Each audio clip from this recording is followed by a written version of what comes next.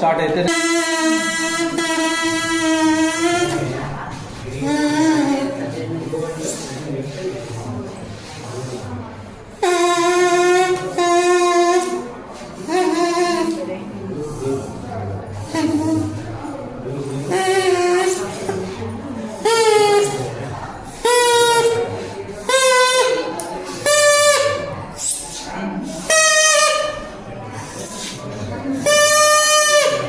Sound change వస్తుందా లేదా?